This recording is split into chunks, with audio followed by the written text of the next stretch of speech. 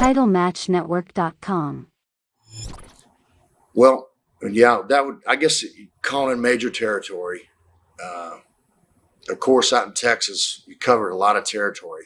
Where I went to school, West Texas State, was in Canyon, and it's 28 miles south of Amarillo. But traveling on the road there, we covered all the way up to Colorado, to Denver, all the way down to Marfa, Texas, which is, geez, they're 1,000 miles apart, and for a week you're traveling on the road. Right. So, I mean, I would miss whole days of class sometimes, and it's just, some of my teachers I had good working relationships with, and others, just flunked me just straight out.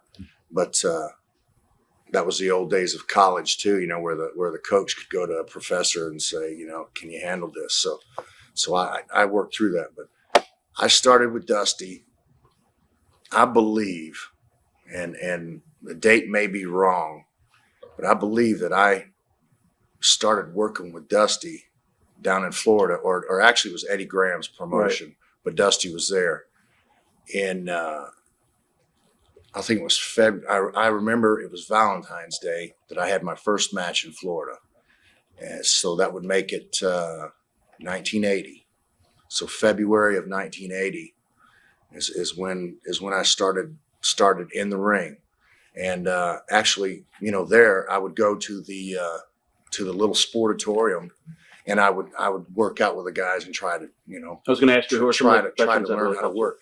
The guys, I'll tell you what, I was talking to Dusty about it just last night. But Don Muraco, I learned so much from working with Don Muraco and with watching him. That's where I take a lot of my style from. I'm sure that people out there remember, or some do, there's a lot of, we're talking about generations here, that they don't know who Don Muraco is. And it's kind of, it's slow and methodical, but everything you do, you try to make it mean something. Right. And instead of, like a 10 spot, high spot, with 10 maneuvers, to where guys are going 100 miles an hour, and then, it makes everybody pop.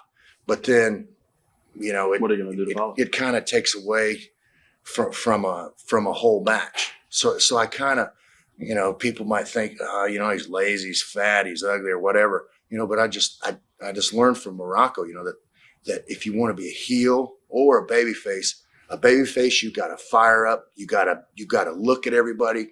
But being a heel, you can take your time and you make everything count. And I would attribute that to Muraco. And then as far as moving in the ring, Manny Fernandez had started, he'd probably been working about 2 or 3 years then. And Manny was, he was a technician in the ring. He didn't really look the part, but he was a hell of a football player. But what he could do in the ring was just, it was amazing. And Manny taught me a lot of stuff. So really, those two guys I learned a lot from. And then, of course, with Dusty's coaching, and him listening to me, because, he was one of the biggest baby faces, and probably still is, you see him on the shows here recently, and people pop when they see him, he's got the rap and the talk, and I just really, those three guys had the biggest impression of my work and how I work in the ring. Right. I have just such great memories of working with Harley Race, and I worked with Harley before I worked with Flair. And it was when I was green. I was so green, it was horrifying. And I'd be in the ring with guys, and, they'd call a spot, and I didn't know what it was, say, okay, leapfrog, drop kick, and then I'm going to grab a headlock and take you over. And I was, man, I don't know what you're talking about, and this, you're in the ring, right. You're there, and you're trying not to let anybody else hear, but Harley Race actually took me to school in the ring. And that's one of the great things that I respect about Harley, is that, one of the old terms is that, somebody could take a broom out and have a match with a broom. Harley Race is one of those guys that could take a broomstick and go out in the ring and have a match with it. He was calling stuff in the ring, you know, and some of them I didn't know and some I did know. And you know, Dusty just put me there because I was his young 19, 20-year-old babyface and really for learning experience. So Harley taught me, you know, I learned from all these guys that, you know, that you're talking about. Right. Even Jake, Harley Race. Harley Race trained me while we were working in front of a crowd. So that was more of that, you know, that ad lib ability. You know, if you didn't know it, you know, you look like a fool. And I'm sure there are times, you know, which I don't know if I was afraid, you know, to look back at the tapes of what I'd done, and, you know, or that's why I've never done it. But I mean, Harley took such good care of me, and really a lot of my working ability I attribute to him too, you know, because Harley was methodical the same way that Muraco was, and man, he had the mind for how to make a match in the ring, you know, not sitting down and writing it down and reading it and memorizing it. You know, he could put it together to where everybody in the building's standing on their, you know, they're standing on their chairs. Stud,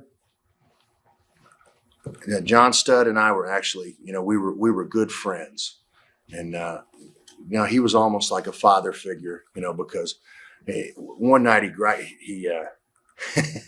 got hot at me because I came from the hotel and I was wearing my cowboy wrestling boots and I had my tights on, and I just put on some like some warm up pants, and I came to the building that way, and he came and pulled me aside and he said, you know, those boots that you just came in off the street with, you know, you're going to wear in the ring. You got to think about the other guys, you know. It's just, you know, something so small, but he always gave good advice, and he was I mean, he was huge. I even think that, you know, that he may have been bigger than my old man. You know, he didn't have the bone structure like my dad has, right, but I mean, he was huge, and he always trained, and man, there was one thing that he did when he would bend you over in the middle of the ropes, you know, backwards, and he'd lay that forearm on your chest. Man, you knew it. It was there. Now, what do you remember? Steamboat, in my opinion, was probably when quote unquote, you know, there were baby faces and heels, was of the era that I've wrestled, was the best baby face and possibly, you know, one or possibly the best worker. And his attitude and the way that he carried himself professionally, Ricky Steamboat is nothing but a gentleman. And, you know, he has my total respect. He's second to nobody. TitleMatchNetwork.com